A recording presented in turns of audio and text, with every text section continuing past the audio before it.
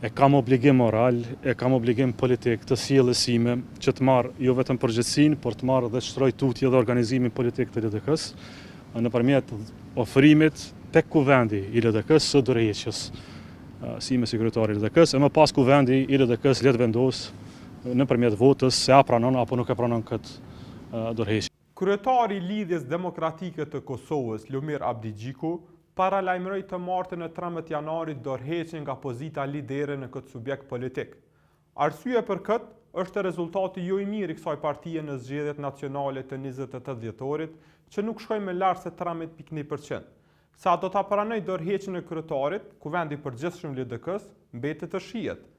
Nëse Abdigjiku lejohet të largohet nga leadershipi, atëherë bëhet i dyti kryetari i LDK-s që dorëzohet pas rezultateve të dobta zgjedhore.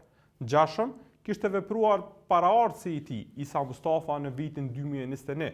Në votimet e 14 shkurtit të atij viti, LDK në leadershipin e tij pati shënuar rezultatin më të dobët në historitë të partisë me vetëm 12.7% të votave në nivel vendi.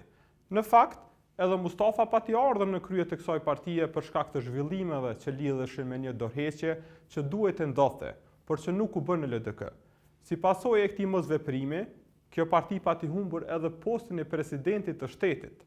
Këtë pozitë e mbante Fatmir Sejdiu, që nga vdekja e Ibrahim Rugovës në janar të vitit 2006.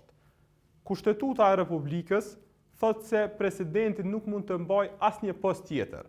Sejdiu, i cili ishte kryetari i LDK-s kur u zgjodh kryetar shteti, nuk u largua plotësisht nga të qenit shef partie.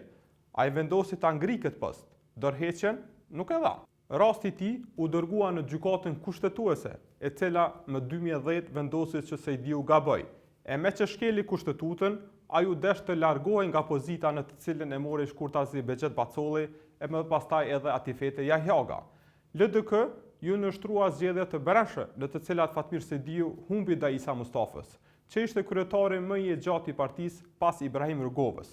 Ky i fundit nuk u sfidua asnjëherë për këtë pozitë, qysh kur u themelua kjo parti me 23 dhjetor 1989, deri në ditën e vdekjes me 21 janar 2006.